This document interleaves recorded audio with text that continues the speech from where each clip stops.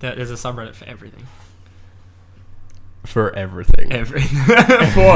Trust me, I've looked. I have read some interesting ones in my time. What's the most... Dragons fucking cars is probably the most obscure one. And it's exactly like, people were like, okay, what's that about? I'm like, well, it's pictures of, what you think it is. Obviously not real ones. Obviously no. Photoshopped. So it's just drawn ones, or... People go to the effort to draw dragons fucking cars. Because there's a subreddit for it, why not? There's also Unexpected Thug Life, is the other one I ran into recently. They're some of the more interesting subreddits. So, Mitch lives in the dark corners of the internet. Yeah. And with that, let's begin. Hello and welcome to episode 7 of the Pause Podcast. I'm your host, Ewan Roxburgh, and welcome to the weekly show. I keep saying weekly, and it's not weekly. It's really weekly, not. Then. I'm trying. If you really say it trying. every time, you have to dedicate yourself to it. That's true. So. The podcast that happens every so often when we hit pause on whatever movies, TV shows, video games, or music we are watching / playing / listening to discuss them with our friends. I'm joined today by... Crap, I totally forgot to make up catchphrases for you guys. Make one up. No, I want a catchphrase made for you. To the man in the checkered shirt, Kieran Tierney, how are you? It's not even checkered. It's really not. I'm worse now. Thanks. To the freshly showered, Kieran? Yeah. Does that work better? Yeah, and freshly nail cut. Days. So, as a bit of backstory, Kieran rocks up. He's like, can I cut my fingernails? So he stands out in the balcony for about 15 minutes, and cuts his fingernails. Because he just had his weekly shower. Yeah, weekly shower. My weekly shower.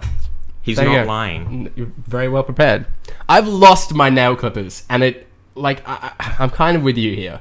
I like keeping my nails under control. I just use the fingernail, the scissors. I don't have clippers. I just you use scissors? Yeah. You reckless man. YOLO. Right? He's wild and he's dangerous.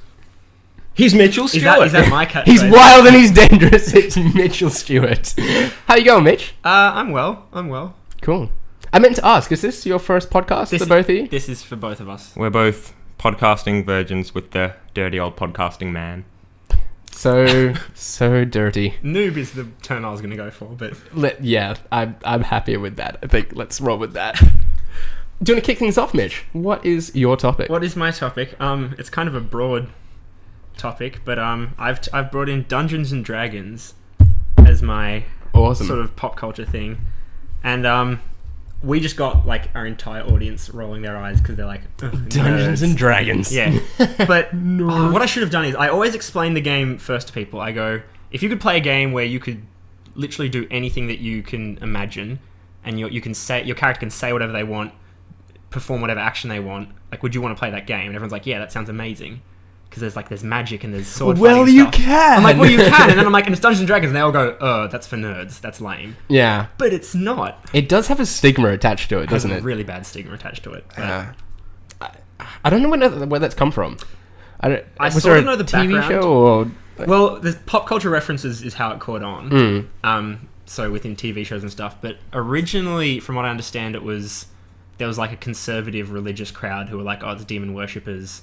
And they try to convince everyone not to go for it. And so it was seen as this really sort of satanic, nerdy thing. Right. But also there was this one point, I think it was in the 90s, where there was a guy playing a Dungeons and Dragons game and he went missing. This was in America. And everyone assumed that he'd, because of the game he was playing, he'd gone missing in this subterranean tunnel network. Because he was exploring it, and they're like, oh, it's because he liked Dungeons and Dragons, and he was trying to play it in real life. Oh my god! But really, he'd just gone camping or something for a couple of days. But because that was never cleared up, everyone's like, okay, Dungeons and Dragons has a bad influence on youth, and it'll make them try to play it in real life. This is when the sub shooter is like, it must have been all that Call of Duty that guy was playing. Exactly. And that or he was a psychopath. Well, that's where the stigma comes from. Yeah. Same with any game, I think. It's a pretty bad stigma, because I'm quite an open, self-professed geek. And even, the first time that... I'm not. I'm really not. Come on. Come off it. Everyone's just looking at my shoulder. Yeah, you run a podcast... Is that Lego I see there? You run a podcast where people talk about Dungeons and Dragons. You are the definition of geek. Yeah, it's true. Yeah, but I mean, the first time that, that Mitch ever suggested playing it to me, I did have a bit of a... Okay. That was my thought process, was just... blank. Yeah. I love how you're like, Yep. sure. It's just... It is good though. I have enjoyed it. Like, yeah, it's great fun. Yeah. As soon as people try as a bit of fill-in for the audience here, we've obviously the three of us and a couple of other guys, actually who they've both seen before, Callum and Lars. They've also been on the podcast from time to time. We have played the occasional Dungeons and Dragons. We played twice now, haven't we? 2 games, yeah. 2 games, yeah. It's really good fun. It is good fun. And as soon as people try it, they're like, yeah, why is there any stigma attached to this? This is great. Yeah. So I think if people try it, they love it. I can just hear my cat Yeah, I can hear meowing my in the cat background. wailing. I don't know if that's picking up the microphone. Shut up, Beans! Oh, dear. That's going to come through beautifully. Shut up, Beans! Yeah. But what sort of initially sort of drew you to Dungeons and Dragons? How did you start? So you know Armageddon, the X pop yeah. culture. I went to that one year, and my mate and I were like demoing Magic. So I'm showing my true nerd colors here. I'm like, yeah, I play Magic as well. Yeah. Magic's great. I've played Magic. And Brilliant. in the interim, like between Magic games, because Wizards of the Coast makes Magic and this, and there were Wizards of the Coast reps. They're like, would you guys like to give D&D a shot? And we're like, nerds, but yeah, we'll give it a shot. Sure. And they had like a demo session that went for I think half an hour or more, and it was really fun. Like it was really cool. Yeah. And so he and I bought the starter set, which is like where these books come from. So this is just like the basic manuals. There's huge thick ones that you can get, but Yeah. these ones are just basic ones to teach you how to play. So we bought those and just went from there. Right. Oh, okay. Quick start rules. Yeah. I love how, like, when you buy like a new phone, for instance, the quick start guide is like a little pamphlet, and this here is like a Target catalog at Christmas. Yeah. The game is huge, and that's another reason I think people get put off, because yes, there you can do whatever you want, but there is still a rule system that takes a long time to learn. Yeah. Because you have to write a rule system that allows for players to do anything. So Yeah. I've still not got my head around how the whole dice thing works, because you've got like 5 die of all sort of different shapes and sizes, but we only really seem to use 1 or 2. So there's 6 die, I think. 6 die. Okay. So there's a 4-sided die, a 6-sided die, Yeah. an 8, 10, 12, and Sorry, 20 I should sided note die. at this point, touching the table is not so good for the microphones. I apologize. So yeah, just be So careful I when you're putting the won't start glass down or rolling this whatever. dice. So this is the most Yeah. the most important dice is the 21, which you'll have like is the main one you'll use. Yeah. So most checks that you do will roll the d20. Mm. Other types of dice, it just depends on, like there are some dice where your character might never use it, just because Yeah. his type of attacks don't need it. All right. Okay. There you go. Learn something every day. Yeah. And I suppose with your theatre sort of background too, and you too, Kieran. Come on, It you've is- done a show as well. I've done the one show. There you go, Yeah. you've got a theatre background. And the occasional film that I just cast myself in. I'm sorry, It is- Bloodsuckers was a work of brilliance. Thank you. You might want to check out Ewan's other channel, UNT Roxburgh Films, and Oh, thanks for the plug. That's a great plug. Well Yeah, played. thanks, man. It is kind of fun to sort of embrace your character and sort of just make shit up about it and just sort of get into it. You've told some pretty sort of cool stories in the past of the Yeah, kind like of people shenanigans you got up with your friends. People Yeah, get like really immersed in it, and that's when it's most fun. yeah. hey Mitch, Yep. tell the gay marriage one. Is this Okay, one of these so moments this like, can I tell this story? On the No, I podcast think I or not? can. So it's not from my experience, but like I'll give an example of. It's a good actually example of what you can do in the D&D universe, and it's funny at the same time. Yeah. So there was this party. It wasn't me. I've read this online. There was this party of a few people, and within the first few sessions, the dungeon master, who's effectively the narrator of the game, was like, "Oh, there's this powerful lich who has come back to life, and you guys should kill him." And so the party was like, "Yeah, we'll start investigating this," because the lich was raising a zombie army. Yeah. And they get to like that leads them to the city, and once they're there, they decide to ditch that because they were bored of it. And so this DM's written this enormous like history and lore and all these sessions around the lich, and they're just like, nah, because the queen of the city didn't allow gay marriage. And so they went to this whole campaign of like political intrigue. They were like trying to like assassinate her like advisors and get on her like trusted committee, and they eventually got into her advisory group, and one of them became one of her chief advisors, and they worked away like favor with her, and then they assassinated the queen after like months and months of work. And so one of them, the party, decided to become queen. Like you can do that in game. You can just be like, I'm going to perform the ceremony to become the monarch. And they did, and on their coronation day, 100,000 zombies swarmed through the city because they'd just forgotten about the Lich this entire time. And he'd raised this enormous army and has just obliterated them. It's something so much fun as a dungeon master, as the sort of controller of the game as well. And obviously you've had some experience doing that. Well, I prefer...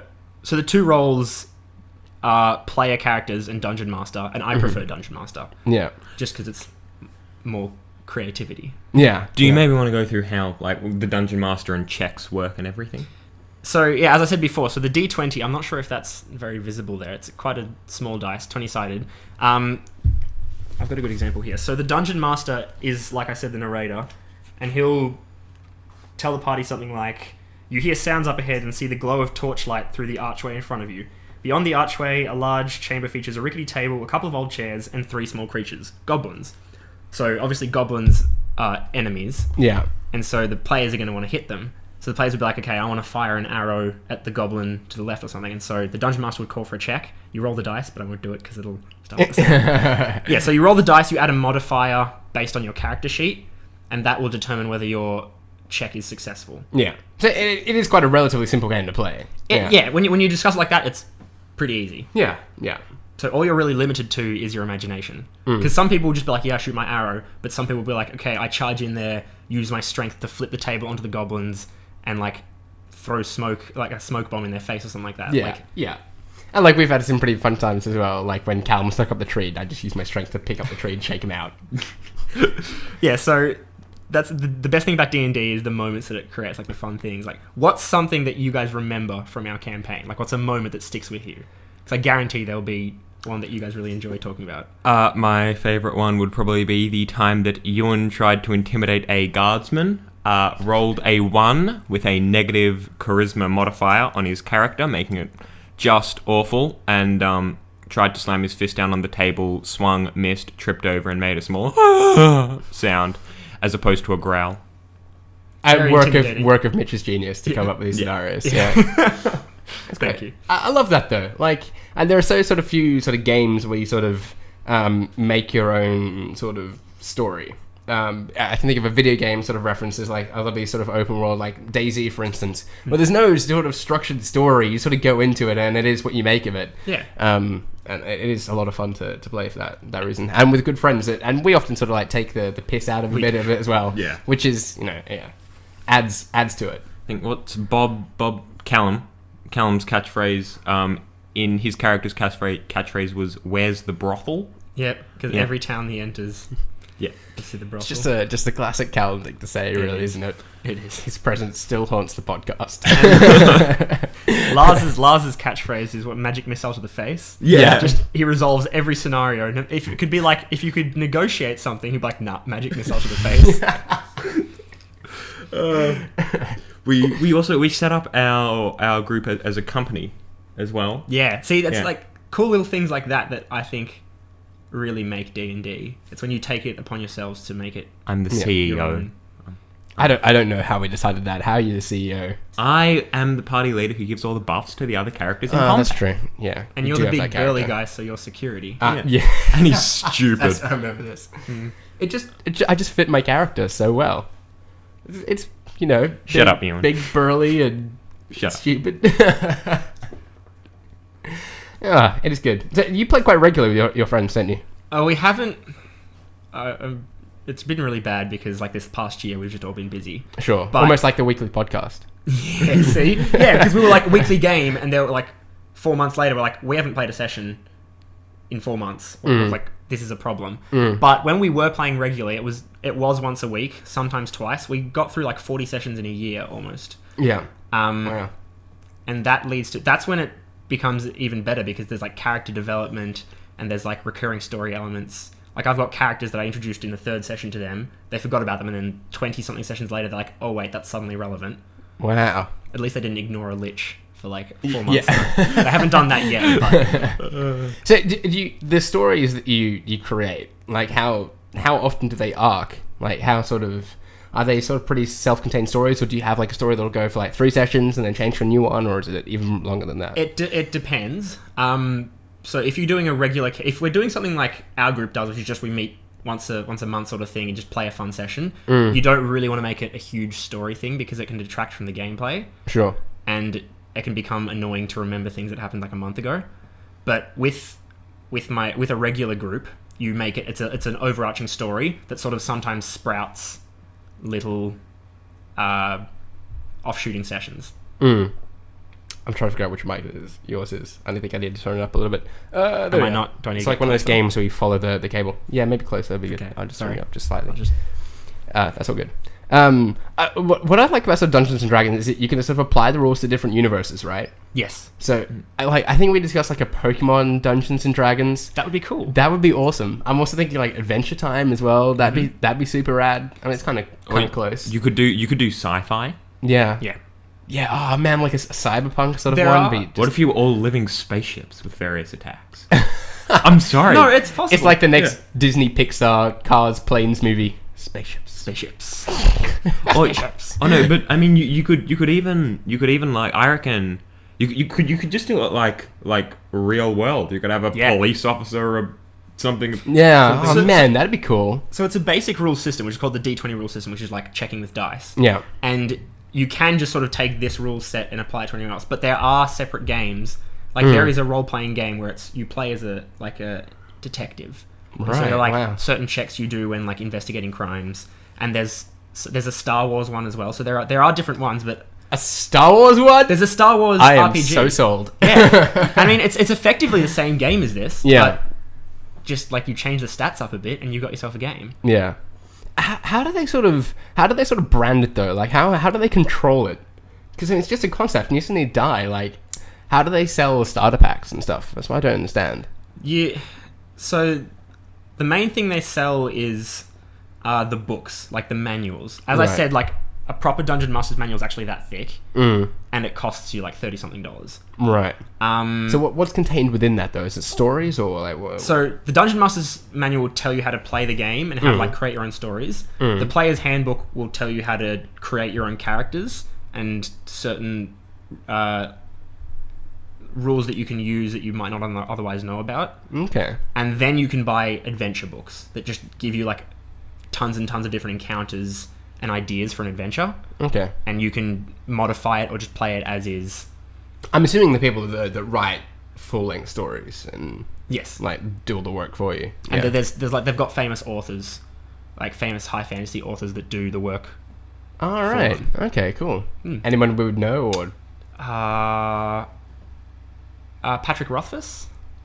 Dude, I don't know. No, I think he's the rings most. a bell. I think he's the most famous. Otherwise, there's probably names in here. No. It's not like George R. Martin or No, J.K. Rowling's not written quite there. on that caliber, but yeah, no. You never know. One day. Yeah, they'll get George. If he doesn't die, they'll get him to write a D&D campaign. What is the deal with everyone thinking he's gonna die? Like, he's I fat get it. and He's he's not that old though. Like, what is he? Like He's in 50, his 60? 60s. He's in his 60s? 60s, I think. Yeah, It's just that he's unhealthy. I suppose. It's a concern. Everyone's panicking that he's just gonna drop dead any day now and just not finish his books. Sorry, I zoned out. Who are we talking about? George R. R. Martin. He's the author of the Game of Thrones books. the Song of Fire. and Ice. Yeah. Right. Everyone's just freaking out. But how cool would that be to have a D&D campaign that's effectively like it's in the Game of Thrones universe? Yeah, but there's nothing to stop people like just writing that. Like that's the beauty of it. Yeah. That's awesome. It's really cool. Alrighty. I think if I was dungeon mastering, I'd do Greek mythology, Oh yeah, that'd be pretty cool. and you could base it off like the actual myths. Like Yeah. Nemean line, infinite armor stat. Go on. Greek mythology nerd. It's a legit point. Dungeon Masters Yeah. will just create their own campaigns. Like you can just ignore the adventures and be like, I'm going to create my own world and everything. Would it be good if you had one that was like historically accurate and you just sucked all your players into thinking that they knew what was going to come? It's just like, 79 AD. Oh, we're approaching August. Vesuvius is going to erupt pretty soon. Whoa, hold on. Alien invasion. We're not going to let you be DM of our next campaign. I think. I'd throw it at her whack. Oh my god. Alrighty, Kieran. I reckon time to move on. What kind of topic have you brought for us today? The broadest topic you could possibly imagine, which is strategy gaming. I am something of a strategy enthusiast. I just invited the two biggest nerds into this podcast, and Yeah, look. I'm pulling your leg, You Kieran. did. You did. No, but I'm a big fan of strategy gaming, specializing in the Total War series, yeah. So one of the main things I wanted to talk about was balancing in strategy games. Right. Which, for those of you who aren't familiar with the term balancing, is just in games trying to ensure that no single aspect or element of a game becomes too dominant or overpowered. Good definition? Yeah, I think so. Okay. That makes sense. And it's especially relevant, like it's relevant in all games, I think. Sure. Balancing. Pretty much like, if you were playing a first-person shooter, you wouldn't want a gun, which is just like... Insta-gib, Yeah. sort of. Yeah, this happens all the time. There is always bad balancing in games. Yeah. Especially if you rush development. Yeah. Yeah, you end up, especially like aspects of games which aren't thought through well, and they just end up being completely, out of whack with everything else. Yeah. But I think in strategy games it's really important because one thing you want to try and avoid as much as possible in strategy games, I think, in order to keep them varied and interesting and able to use people with various strategies, is you want to try and avoid a metagame. And a metagame is just where one certain sort of type of playing becomes very popular. Yeah. Yep. And so it either becomes play that or counter it. Yeah. So that's the two strategies of the game. Yeah. Yeah. So, and it happens, and I think it's getting better though. Overall in the strategy game genre, because, in the since the rise of download, game platforms like Steam and stuff, patching has had a massive impact. just physically assaulted your microphone. I did. Yeah, and like I'm trying to think of examples. I don't have as much of an RTS background as you do. I don't really have that much of an RTS background. It's just strictly Rome and Total War, is it? It pretty much is. Okay, yeah. And Total War Rome 2. I've not Age of really Empires played and Age of anything. Mythology. I've played a bit of Warcraft. I think that's what it's called. Because I had some friends that were into that. And I've also played, obviously, Age of Empires 3. I know Mitch and I have spoken about before, which was like one of my sort of first sort of PC games. Classic. Age of Mythology Classic. is where Yeah. the shit was at. Yeah. Age of Oh Empires. yeah, sorry, all That the whole Age of series, Empires you mean, games. yeah. Yeah, fantastic. I remember very specifically Age of Empires 3. I don't know why, but I think it might have been the first one I owned because that was the only time I had a PC that could run something. I think the other ones I might have only played at friends' seriously? houses. You never got the original Age of Empires out of a cornflakes box. No, You I didn't. did. I got out of No. Nutrigrain, but yeah, Oh. there was this. Don't you remember that? You remember which cereal box you got out of? Yeah. I was. No, I don't cornflakes. remember this. In fact, no, I was What at. was this? I was at a friend's, a family friend's house up in Whoop Whoop somewhere. I think it was Myrtleford, and we went there. And they had a box of cornflakes. They just bought a box of cornflakes, and they opened it up, and they already had a copy, and they gave it to us, and my life was changed forever.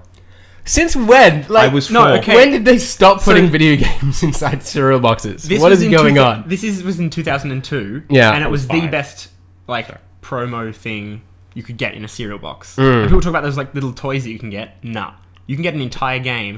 And I remember my brother telling me a story about one of his friends who bought the game a couple of weeks beforehand for retail price, like $90 back in the day. Yeah. And then a couple of weeks later, it was in cereal boxes, and you could buy a cereal box for like $8. How did... was it Kellogg's that did it? Yes, like, it don't was. you right? It wasn't in like How every did- box, but How did Kellogg's pay them enough money where it's just like... I don't know. Man, that's crazy good. I know, and how good is that buying cereal, which you're going to buy anyway, and you're going to enjoy, Yeah. and you get a free game that Yeah. is one of the best games of all Man. time. It's too good to be true. Yeah, I know. It's great. Speaking about balancing, though, I can't remember having any particularly bad kind of experiences with the Age of Empires 3 in terms of the balancing. I don't think any... I could be wrong. I had no idea what I was doing. But Right. I remember there was one cheat code that would... I remember the cheat code. I think it was just simply like Big Daddy. yeah, And it spawned car. the monster truck. Yeah. that was in That's Age of Two. that was in the original So as good. well. Was so it? good. It was in the original. Yeah. Yeah, I think it's one of the classic cheat codes for Age of Empires, yeah. And you just, like, if, hit a rough patch, I'm down some settlers, I'll just Big spawn a Daddy. monster Big truck. Daddy, yeah. Yeah, with the bazooka on top. It had a That was in the bazooka on top? original. I No, don't missed remember that in, one. in the original, it was like a black Mercedes, and there was like a bazooka on top, and it would just like shoot at stuff and Oh my and, gosh. and just like obliterate everything. Yeah.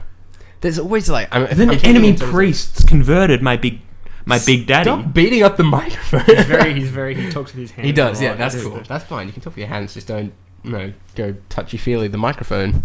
It's a very nice microphone. Yeah, so what you just brought up is actually a balance issue, goodness. because priests were Yeah. not remotely fair. No, priests in Age of Empires could Are you convert familiar? units. No. They Okay, could convert. I was clearly an Age of Empires Noob. amateur. Noob, yeah. I was 5 and I knew they were OP, Ewan. Well, I would then- just get the dots I'm going to as quick explain as the I can system and to have you. epic Ewan. ship battles. So you got them like mid-game, they're a mid-game thing, and they can heal units, which They were you never Bronze use Age. them. You never use them for because you didn't ever need to heal your units. Yeah, you burn through units. Yeah, but their broken powers, they could convert enemies. So if you have 10 priests and an army of 20 comes at you, you convert half the army, and they're now facing half of their own army, and your priests are like unhindered. And then there's a cooldown of like a minute, and then you can convert the rest. How was the priest able to operate so quickly? Balancing. See, this Yeah, is yeah, legit. yeah. It Oh was my a balancing gosh, issue. It's the How does that become an issue, though? Surely in the dev cycle somewhere, it's like, hey guys, No, but- we've but- got this guy that just converts enemies into allies. But I mean, if What's up with that? if nobody who was like beta testing the game really caught on to it, it wouldn't have seemed like a massive issue. But then it's and I mean, especially if you were developing the game and it was all good and it's like, okay, priests are underpowered, what should we do to help them, to help balance them? Oh, we'll give them a converting ability. Yeah. I reckon it would have gone down like that right before the game went out. Yeah. Yeah, the worst Maybe. development mistakes are ones that are made. Oh crap, we're releasing it in a week. Let's quickly do this. Yeah. Yeah. Like in it's- any it's game, true. that's when the issues happen. And yeah, I think that was where priests had their problem. And I mean, so like if you just, and it was a brilliant counter to Big Daddies. Oh, you could convert the monster trucks? You could Yeah, convert yeah. the. Oh my Yeah, god. I was once playing and I spawned like 5 Big Daddies and they just all came and came back to haunt me. That's brilliant. That's karma at its finest. It's Yeah. great. Yeah, no, sorry, Age of Mythology had the best cheat code. Wovwoo, And it spawned a giant hippo from. a flying purple hippo which shot love hearts at your enemies. Were they it's part fake of love Greek hearts? mythology, right? Like you remember Yeah, Greek yeah. mythology, the hippo that shoots love hearts. Yeah. No. Thing. Giant purple hippo. Yeah. Who comes up with this stuff? Ah. I don't know. People who are much Yeah. smarter than I. I don't. Yeah, it must be so hard though. Like I do sort of feel for developers in that regard. Like just moving all those sliders back and forward, trying to find like that happy medium. Yeah, Where- and it's never perfect. No. Games like Call of Duty, for instance, there's always like one gun that everybody uses. everyone uses. Like, all the MLG players use it, all that sort of stuff. And it must be so hard. Like you want to have like hundreds of different customization options there, but then there's always going to be one that's just the go-to one. But that bringing what Kieran says up, bringing back to what Kieran said, that's where patching becomes useful. Yeah. Because the community on their own will figure out this is the most powerful gun, Yeah. and then you can just be like, yeah, we'll move the bars now. Like we'll change that little like damage that it does, and that's how you fix things. But It's such a back and forth. Yeah. Like, Yeah. I mean, and this is something I was really impressed with. One of the, like, in 2011, I think I got onto Rome Total War, which was a game released in 2004. is it that old? Is that old? Wow. Yeah. And people still played it religiously. Yeah, yeah. It's and strategy games age so well because graphics aren't an essential component to them. They're very gameplay focused. It's just all the mechanics, really. Yeah, Isn't it? yeah. And anyway, and Rome 2, when I started playing it, it had a small but quite enthusiastic online scene. And it had a few YouTubers who'd make online commentary battles and stuff like that. And because it was released before sort of the patching era, the community itself came up with a balancing set of rules called CWB, Clan War Battles. and they were created by clans when they were doing battles, and it was just basically things like, basic fixes that the community would put in place, like you can't have more than 6 of the same unit card, to ensure that you couldn't get that really cost-effective unit and spam your whole army. And so then admins would just like carefully monitor this, and everyone oversteps the mark. Well, yeah, the hosts of online battles would do it, and hosts could kick players. Sure. Okay. Cool. And it was like, but then it was upsetting that it made some factions pretty worthless, because a CWB rule was no elephants, because elephants were ridiculously overpowered. Without elephants, the faction of Carthage was totally useless. And that's an issue with balancing. Yeah. If you nerf something, you don't want to nerf it to the point that it's irrelevant. And like Carthage was a major historical player against Rome in the early days. Like the Punic Wars were a big thing, involving more soldiers than wars today often do. Like there were 1 million soldiers in the first Punic War, and it cost Rome a history rant. Never mind. Nerd. Yeah, it's just I'm trying to think of more sort of examples. I think it is nice when the community can sort of take things into their own hands. Like I play a lot of, I love the Battlefield games, and I often like sort of going to the servers with the modified rule sets. Like anyone that uses an explosive is gone, or vehicles are all out, and it's like just infantry focus, and it almost makes it feel like a different game when you change rules kind of drastically like that. But at the same time, I feel like any game that needs major sort of patchwork and balancing, I'll be somewhat sort of forgivable with. But there are so many games coming out, specifically last year as well, 2014. So many games just came out just horribly broken, and I wonder if it is sort of like, as you said, sort of last minute decisions here and there. What sort of games are you thinking? Well, I mean, like AC Unity had some issues, nothing too major there. Like Drive Club, for instance, which was a PlayStation exclusive racing game, was just didn't work for ages. Like Watch Dogs came out, and there were like complaints about the graphics, and I had frame rate issues for like a month after Watch Dogs came out. This is the issue that they've you're basically describing the green light issue. Yeah, and I think it's because patching is available to people. They feel safe. We're just going to release this game, which I think is bad development. Because if we're just going to release a game and say we'll let the community find the bugs and then we'll patch it, you're giving people an incomplete game. They're paying for it. It's gonna hurt future sales. Like the latest Total War game, Rome 2, had a shocking release because it was pushed up from November 2013 to September 2013. It was going to be late November. See, it that's came out just September poor planning. 3rd. Because it's like, who the hell tries to release a game like that in November? Are you kidding me? No, it was poor planning, but also it would have just done better if they had have released it in November at the end of the day. Yeah. Because I suppose they've got enough of a niche audience that November is notorious for just the amount of games that come out there. Yeah. Like Call of Duty has very much got November booked, and Assassin's Creed and stuff like that, and Halo came out this year as well. Elder Scrolls always was a November release. Yeah. So they're going February for the next game, but their next game, the pre-orders, everything is suffering because of the launch of Rome. It's a great game. Yeah. Like a year on, they release the Emperor they edition, lose sort of respect in their, not so much respect, but trust in their audience. Yes. I should say. Yeah. This wasn't the developers though. This was the publishers. More of the publishers, right? Okay, yeah. Like it is just a shame, because I think patching, as you said, does have its benefits, especially for stuff like balancing, for instance. Yeah. But You can't fall back on it. But at the same time, it shouldn't be something you're relying on. Exactly. No. And I don't know, because you're more of a PC player, so you might experience this less.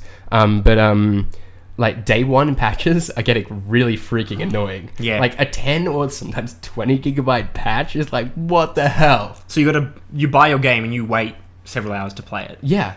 Yeah. Unbelievable. Yeah. That's pretty frustrating. But A day one patch just shouldn't be a thing. No. what about day one DLC? What's day one DLC really? What is this happened? Yeah. Has there been day one DLC? That's just a money grab. Like surely. what? Put it into the game. That's like something. Yeah, we forgot to add this. So No, it's not a patch. We want to make more money out of this. Is what that's saying. Look, Total War. Are they free DLC or is it? If you pre-order. Oh my Yes, god! that's exactly. Yeah.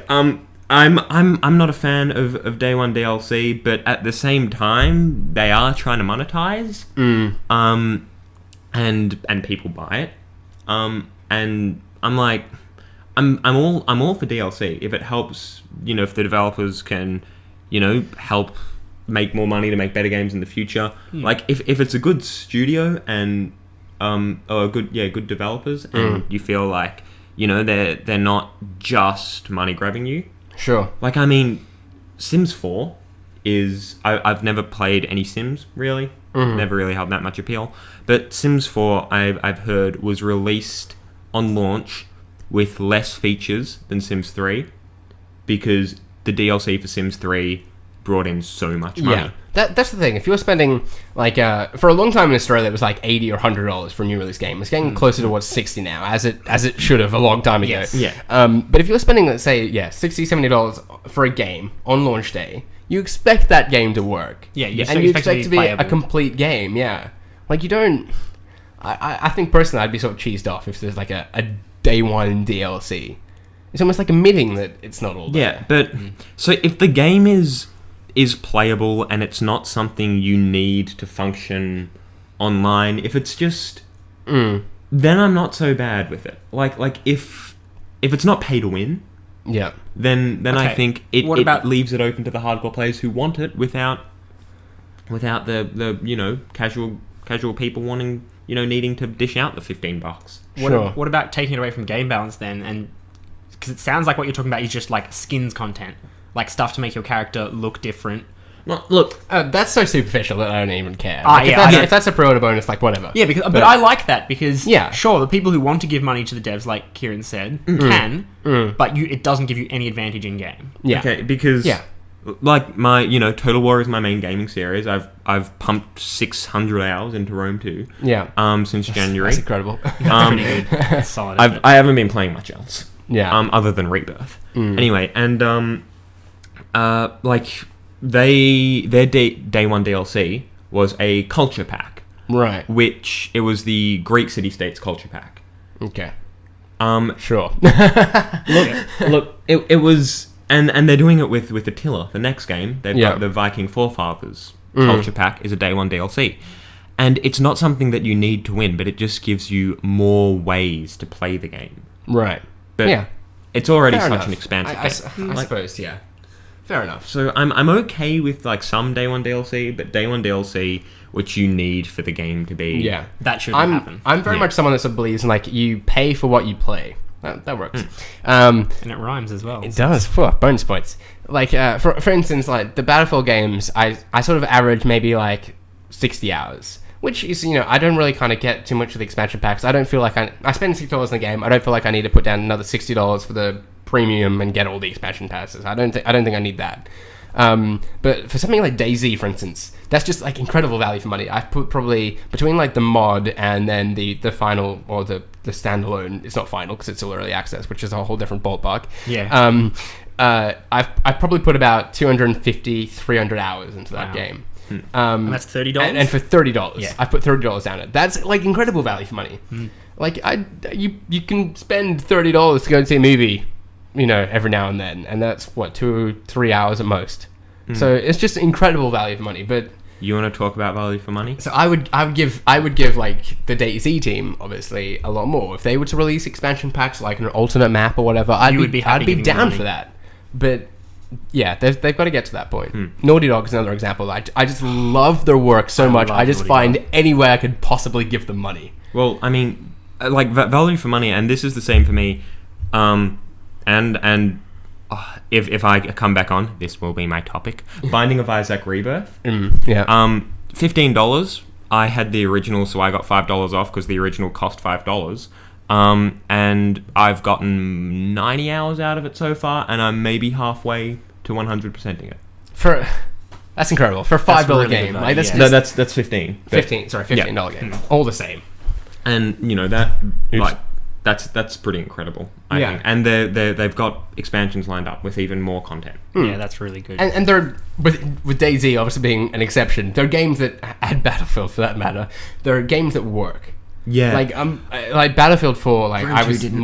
my confidence in the Battlefield games was severely impacted by that game because it just didn't work. There were so many bugs and glitches, and it was just everywhere. It was a mess. Well, that's like if I wasn't such a Total War enthusiast, I got Rome 2 in January last year, January 14, when it was released in September 13. Yeah. And if I wasn't such an enthusiast, and I just love the game, it's a great game now that the patching cycle's almost finished. But I bought it in January. I couldn't get through the prologue. Just with glitches, or? I think there was a crash when I researched a certain technology which was like way outside the time zone which I was supposed to be doing, and I got these units, and I think it was that. And every time I tried to siege the final city in the prologue, the game would crash. Yeah. That was January. After 4 months, that shouldn't be happening. Like, I mean, I think it was the prologue was probably. It really should have been the first thing they should have patched for new players, but it ended up, I think, sort of being one of the last because they've got that niche audience. Yeah, it just upsets me. And sometimes I think back to you mentioned Elder Scrolls before. I think back to Skyrim and how many issues that game had, like game-breaking issues and balance issues as well. Yeah, so game-breaking and balance issues with that game. But like there were whole quest lines that would just get stuck. Like literally, I remember the companions quest line. You would, not do something in the right order, and then suddenly you wouldn't have the witch's head you need, and then you're screwed. And people were so forgiving, I guess, maybe because there was just so much more else to do in the game, and people were still playing hundreds of hours regardless. And because there's so much content in that game that it is difficult to control for little elements like that. Yeah. So I think, people are somewhat forgiving. I think there should be some room for error. Has it been patched to a good balance? Oh, absolutely. Yeah. Like within a matter of weeks or months, a lot of those major issues were fixed.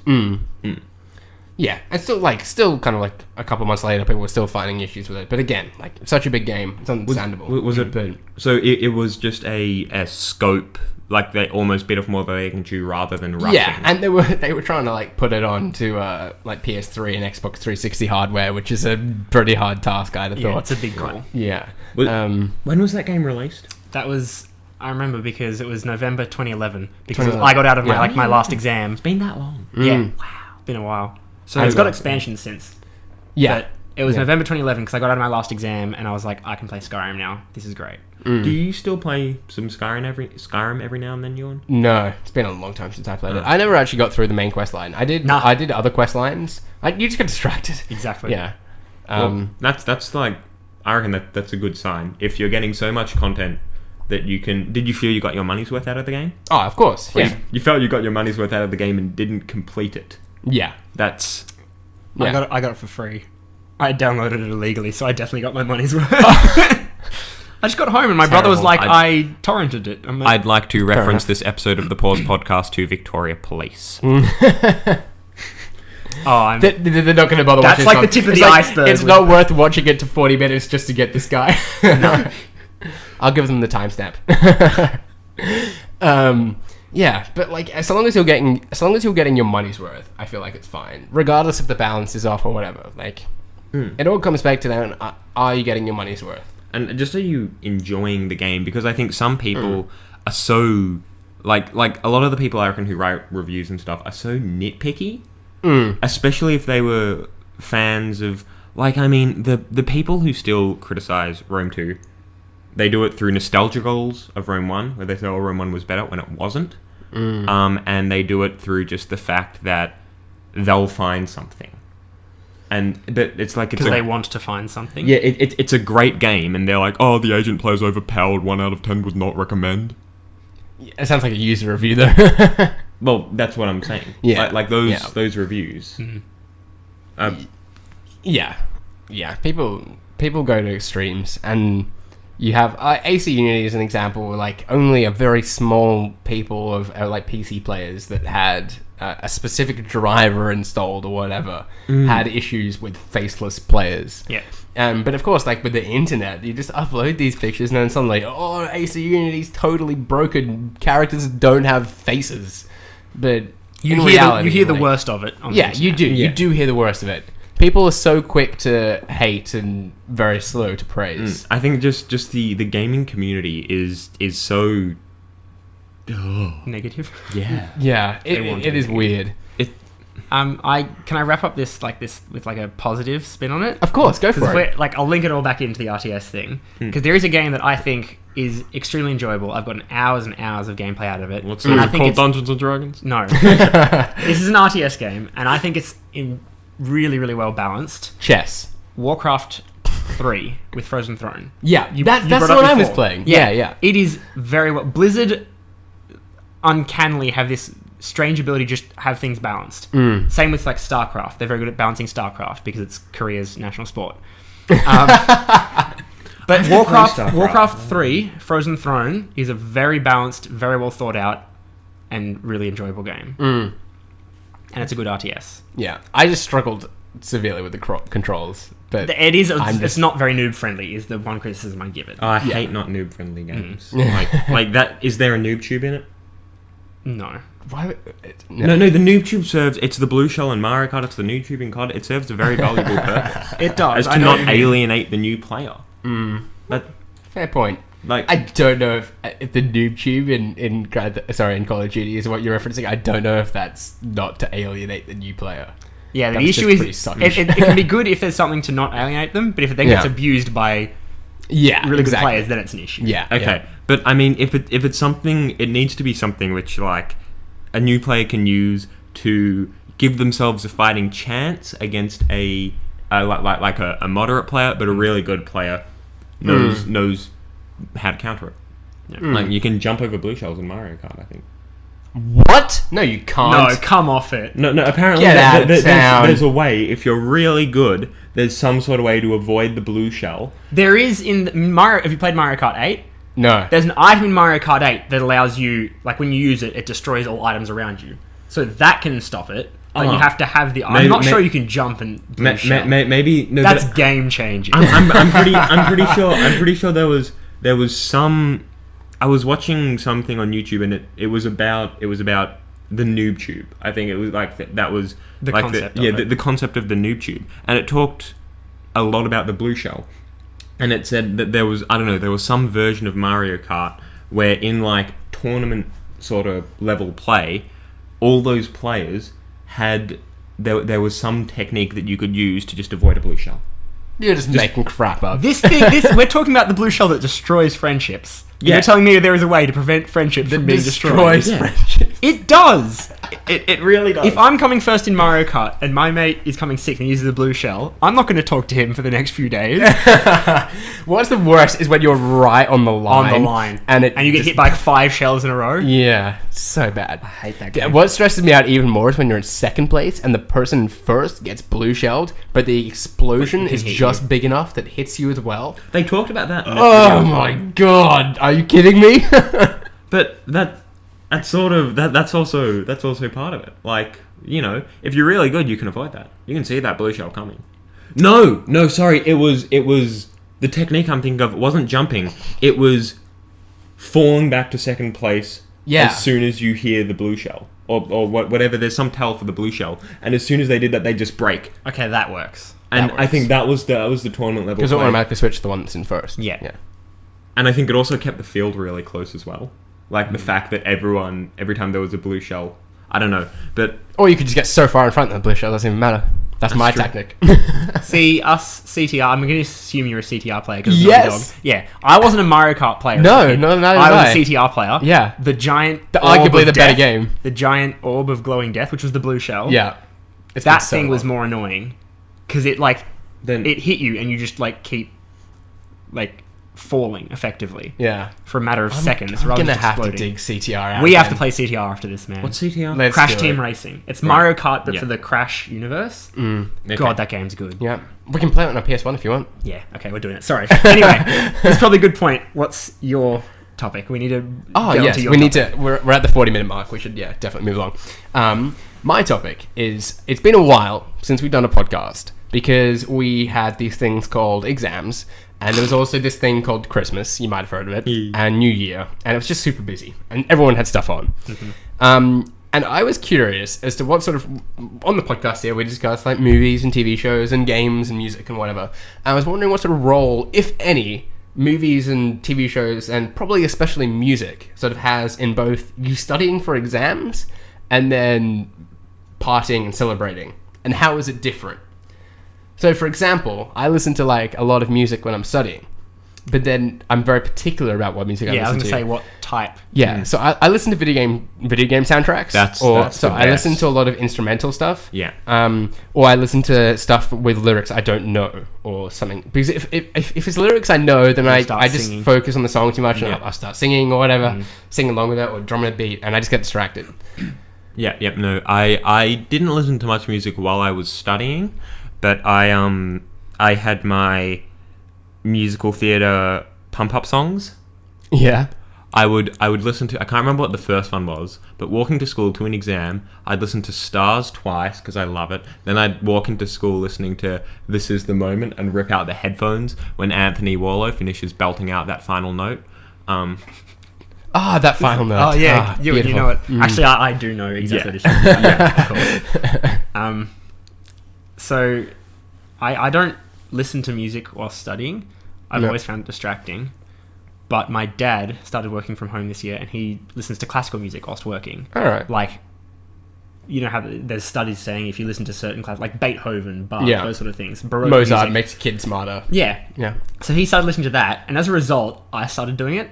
So never before in my life have I listened to music while studying. And this year I was like, I'll give classical a shot. And you have it on in the background, and it's really nice. Yeah. I think it works quite well. I'd sort of like, all right, I really got to get a move on. I need something that's kind of like, I need something like a solid beat, and it's like something, so like Lord of the Rings, sort of like epic music's like that. It's just awesome. It just really gets your blood pumping.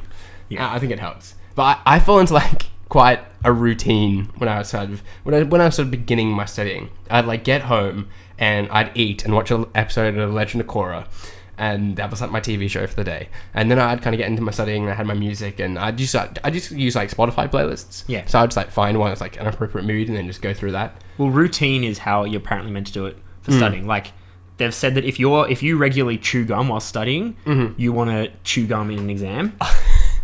I've got such a funny story about that. Go on. So I've got this bad habit, right, where I chew my clothes when I'm thinking. So if you ever noticed that. Yeah. If you ever look at me in an exam room, I'll have like just eating, Mouthfuls of collar and my collar. If I'm wearing a tie, my tie is just stuck in my mouth, and it comes out just saturated.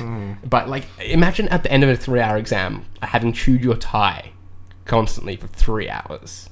It's pretty gross. So anyhow, this was the thing. I'm like, and it was happening when I was studying. I'm like, I'm studying for hours on end. I can't be chewing my clothes. So I got gum instead, right? Right. And 5 gum is my favorite. I always go like the blue one, whatever color flavor that is. And I'm just going through pack and pack and pack of this. And I generally do like 2 sticks at a time, just there was like enough in my mouth to satisfy. Oh my god! To get to the tie consistency.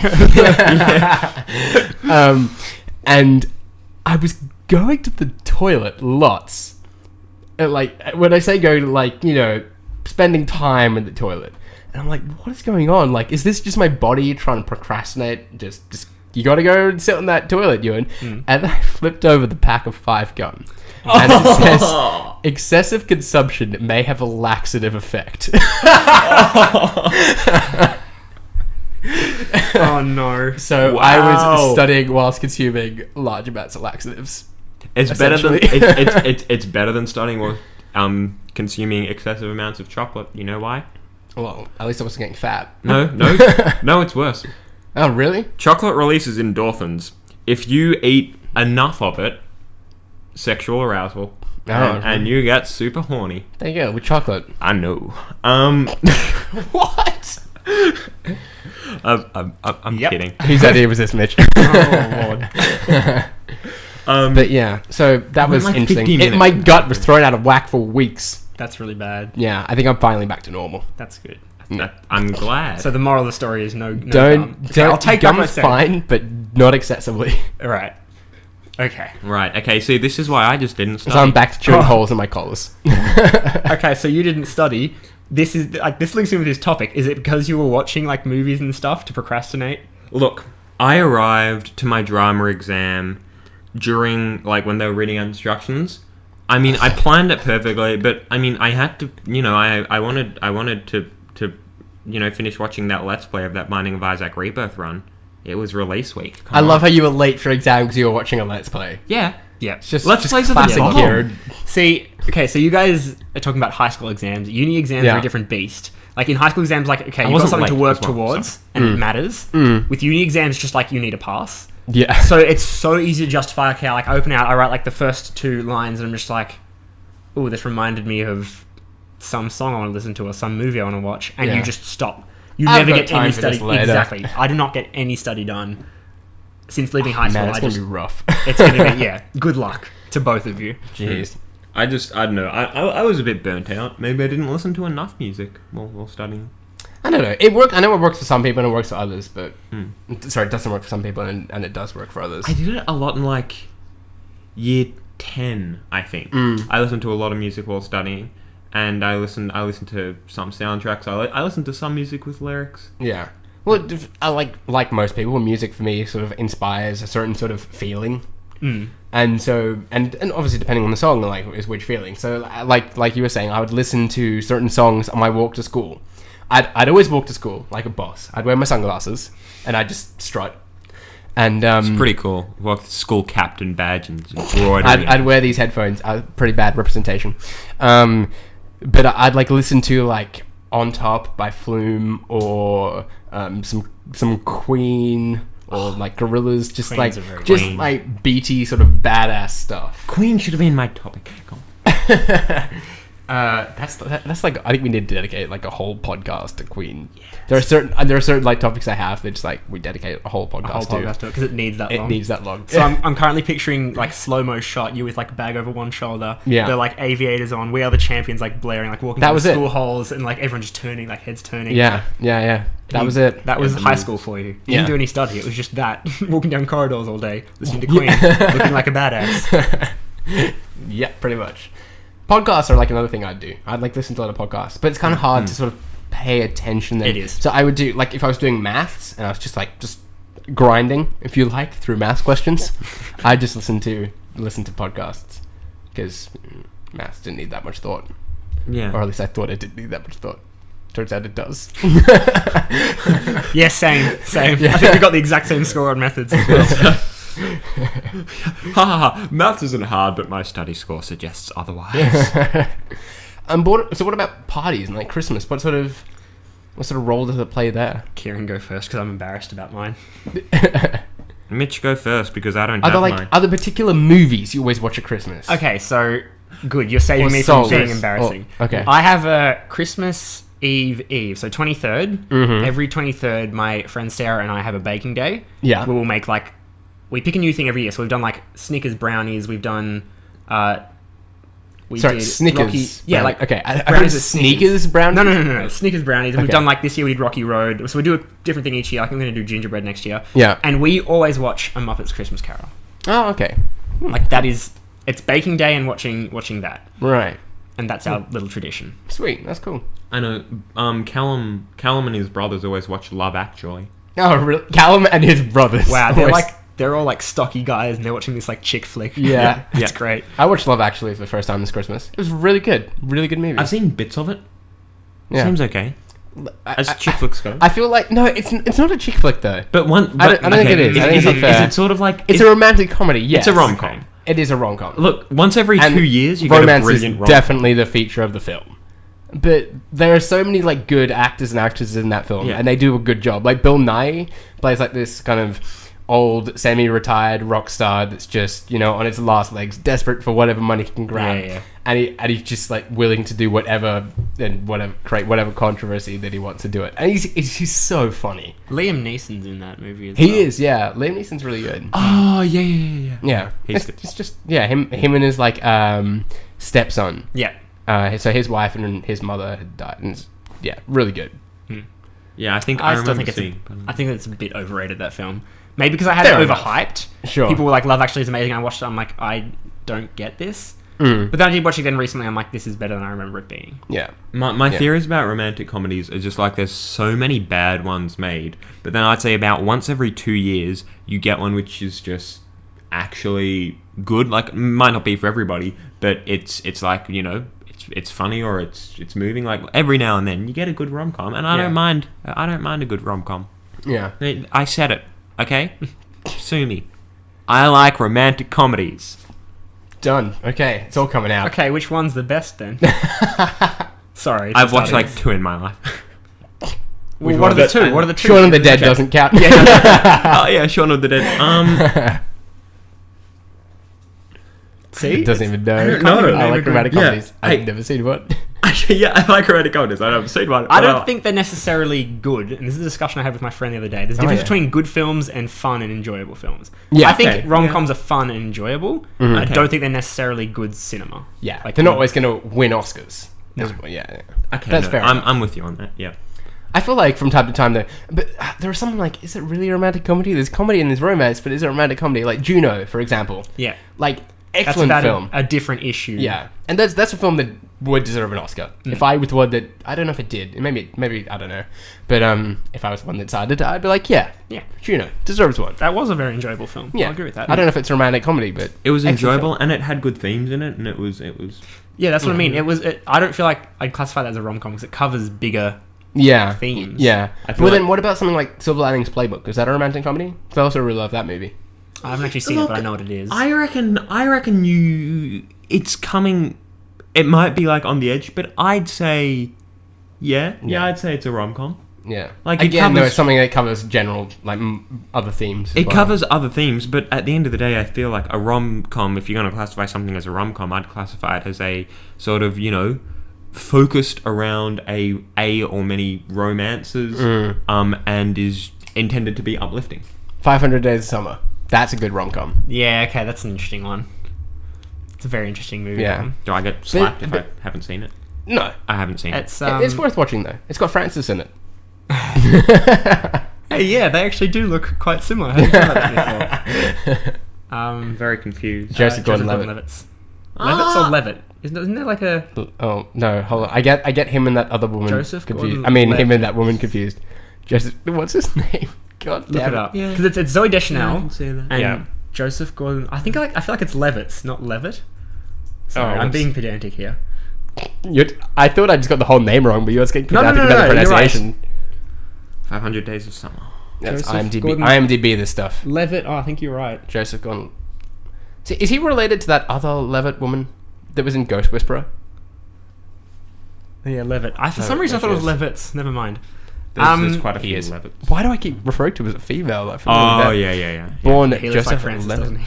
He does a bit. Does a bit, yeah. Yeah. Not like identical, No. but cousin. Yeah, potentially. Yeah. They've got the same cheek dimples. Yeah, that's it. That's it. It's the cheeks in general.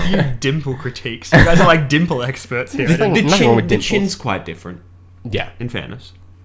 Let's stop comparing Okay. actors to people that they don't know. Yeah. So the go-to Christmas movie for me is actually kind of like a TV sort of production thing. Robbie the Reindeer, familiar to you guys at all? No?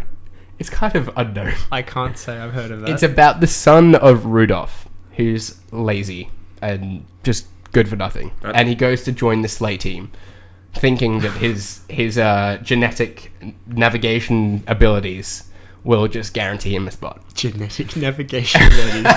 That's hilarious. GNA, as the experts call yes, it. Yep. yeah, that's Go the on. one. And it's just excellent. Like it's very British, and it's a production by the BBC, and I think it's like the Aardman, so the people that do like Wallace and Gromit, it's that kind of model claymation sort of style. And it's just fantastic. It's just really fun and very Christmassy, obviously as well. Those With the guys reindeers. can't do any wrong. No. I think it's like an offshoot of them, but yeah, they can't do anything wrong. But I just like having that sort of go-to Christmas thing. It is. It's Yeah. nice. It's a comfort. Yeah, it is. Yeah. And it is kind of quite nostalgic, I I suppose. think what do I do? I don't know.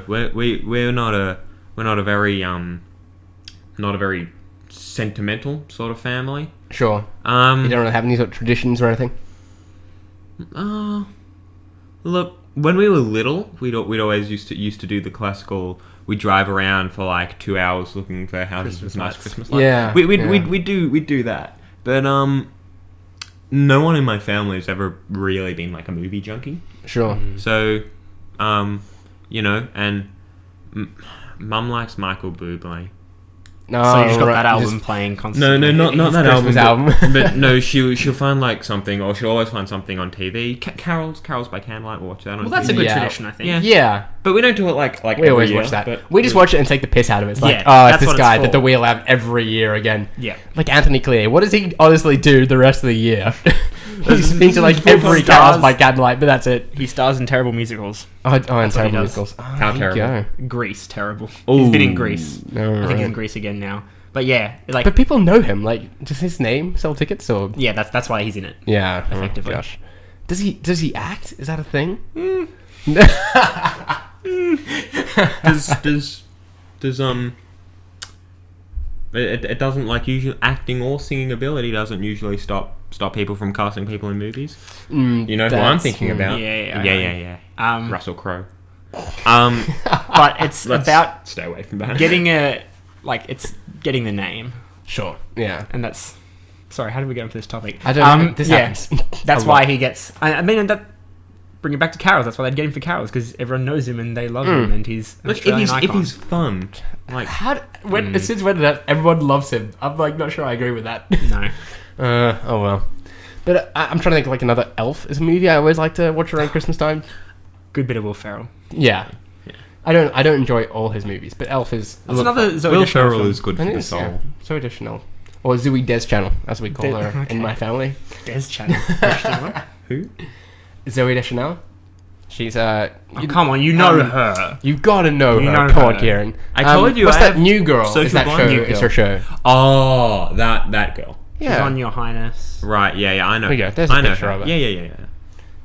Yeah. I just didn't know her name. Yeah. Is an Academy Award nominated cinematographer. Really? Oh no, her father. I was Oh, like, okay. There you Oh, are. that's how she got the contacts then. Yeah. Not It's for. all about contacts. Mm-hmm. Oh look, Elf is like. Yeah, there you go. Speaking of, Known for Elf. Oh yeah. 500 Right, Days the of Summer. professor, Yeah. so is Elf something that you watch every Oh, Christmas? she was in Yes Man. No, not every Christmas, but maybe a lot. I've seen that movie a lot of times, and yeah, most often around Christmas time. Yeah. I'm trying to think. When I- There's a bunch of good like Christmas themed movies. When I was little, I used to love watching The Grinch. Yeah, we used to watch The Grinch. Jim Carrey one. Was Jim Carrey the Grinch? Yeah. Yeah. He makes pretty good Grinch, I think. It's a role that he can do. Yeah. Yeah, like I could do it better, but it's a role that he can do. And with Kieran offering his work as Grinch, which he pretty much is apparently his unsentimental Christmases. With that, we conclude episode 7. We of go the Pause reindeer podcast. hunting on Christmas. Thanks very much for joining us, guys. No worries. Thanks for How'd you having feel us. like it went on your first podcast? I really enjoyed it. Yeah. I think it went pretty well. I'm happy with it. Yeah, Have me back again. cool. You're welcome. Anytime. You too, Kieran. I know you're a bit nervous. Tentative. Sort of like a, you two. We'll discuss the rules. Yeah, Mitch is welcome back anytime. It's good. No, you kept Yeah, the you conversation. Kept the conversation flowing. That's what it's all about. You do a better job than I do. I struggle. No, you played spitting out my excellent words host. from time to time. Excellent host. No, several times throughout this podcast, I've just been like, Kira, just repeat the sentence. We're gonna go and play CTR, aren't we? Yes, Yeah. right now. Awesome. I'm so keen. All right. Adios. Thanks for joining us. See you next time. Bye.